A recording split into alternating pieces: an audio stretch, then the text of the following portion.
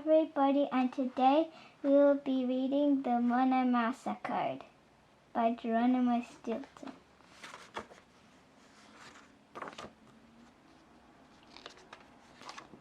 The Mona Mousa Code. Chapter 1. I am not a brave mouse. Mousehole, sweet mousehole, I said with a sigh. It was late at night, and I was glad to be home. But as I scampered up the steps, I immediately knew something was wrong. Why was the door open? I knew I had locked it that morning. And why was there a light on in the upstairs window? I always turn off the lights when I leave the house. I tiptoed through the door, quiet as a mouse. I padded down the hallway. I stopped at the kitchen door and poked my snout around the corner. The fridge was wide open. Someone must have broken in. I was sure of it. I shuddered. I must admit, I am a bit of a fraidy mouse. I can't even go to a scary movie without turning as pale as a slice of Swiss cheese. After I watched Nightmare on Cat Street, I couldn't sleep for a week. Suddenly, just like in the movies, a shadow appeared on the kitchen wall. Then I heard strange sounds. Someone was gurgling, munching, chomping. I slowly backed away from the door. But the shadow moved toward me. My heart was pounding like a rat who just won a mouse-a-thon. I dashed behind the curtains to hide. Would the intruder find me? My 15th century rins. A greasy hand moved the curtain aside. Mouse bumps broke out all over my body. I was about to be snout to snout with the intruder, and it was my cousin Trap. "Hi there," he shouted. "Aren't you happy to see me, Cousin Kins?" Happy? I'd been scared out of my wits. You sneaked into my house, I squeaked.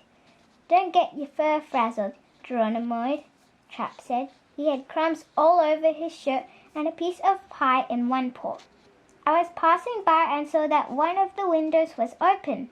So I said to myself, why not pay good old Geronimo a surprise visit? "Surprise visit?" I cried. "You almost gave me a heart attack." Trap chuckled. "You need to relax, Jerry Berry," he said. "You're as nervous as a rat at a cat convention." Trap wiped his snout on my velvet curtain. "I must say, this cheese and pickle pie is scrumptious. It melts in the mouth." "Paws off!" I shrieked. "That is a very old curtain." "I don't mind if it's old. Any rag will do," Trap smirked, wiping his snout again. Then, before I could stop him, Trap parked his chubby body into an expensive antique chair. It had cost me as much as a year's worth of cheddar. "No!" I screamed. Too late. The chair smashed into a dozen pieces. Trap crashed to the floor. "My chair!" I yelled. As he fell, Trap knocked down a glass display cabinet. It held my treasured collection of antique cheese rins. They spilled out onto the floor. "My 15th century rins!" I moaned. Trap bit off another piece of pie. "Don't you want to know why I'm here?" he asked, spraying crumbs all over me. I couldn't take it anymore. "I don't want to know," I said. "Get out and do me a favor. Eat with your snout shut." "Tsk, tsk. You really are too fond of your antiques," Trap said. "Shouldn't you be more worried about me? After all, I am your own fur and blood." "Well, never mind. I'll tell you my news anyway." Trap winked at me. Then he leaned over and whispered in my ear. "I have a great story for you, for that little news rag you put out." I was insulted. "You mean my newspaper? The Rodents Gazette, the most respected newspaper on Mouse Island? Whatever, Trap said. I've got a scoop for you that will make everyone's whiskers stand on end.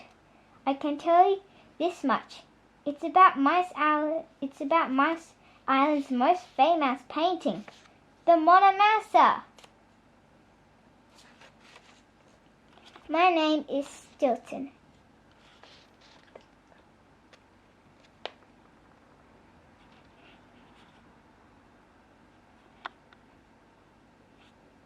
Next one is next time, next chapter.